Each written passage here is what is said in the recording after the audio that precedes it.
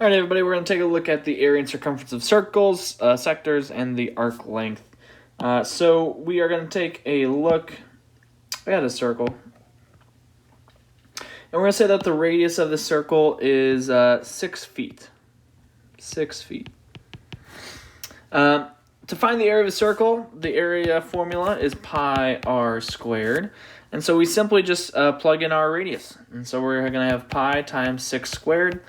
And of course that equals 36 pi. We're going to put our units, feet squared. And it's not a bad idea to keep it in terms of pi. This is an exact form, so it's the exact answer. If I were to go to Lowe's or Home Depot and I need paint to paint this circle, well then, yeah, maybe I'm getting a decimal form here. But 36 pi is just perfectly fine.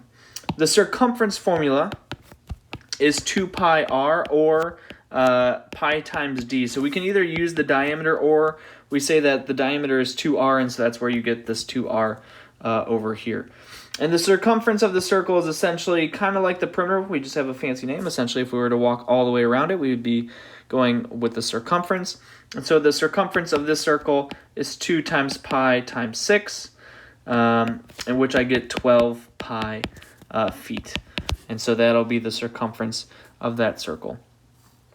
The area of a sector is pretty similar, except it's just a portion of it.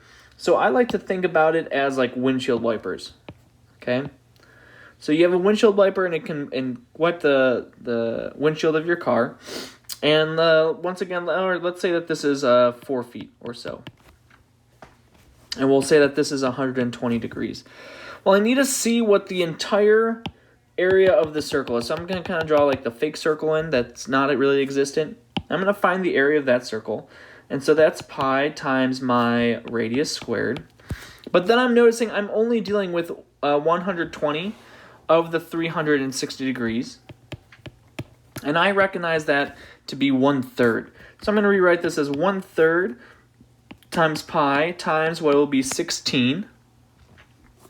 And so then my final answer here is 16 divided by 3 times pi, and for area, once again, I'll have the feet squared. I can keep it in this form, or I can get a decimal. Either way will work.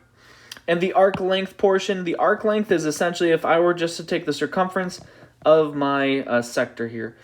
And so that squiggly blue line is the arc length. And so very similar, I'm going to do 120 over 360 times 2 times pi times my 4. And so I have 1/3 times pi times 8, or 8/3 pi feet. And so that's my answer for my circumference.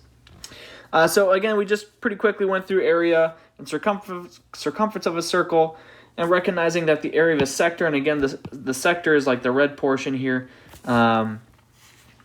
We went over that as just being a portion of a circle as well as arc length. So I hope this video helped. Thank you.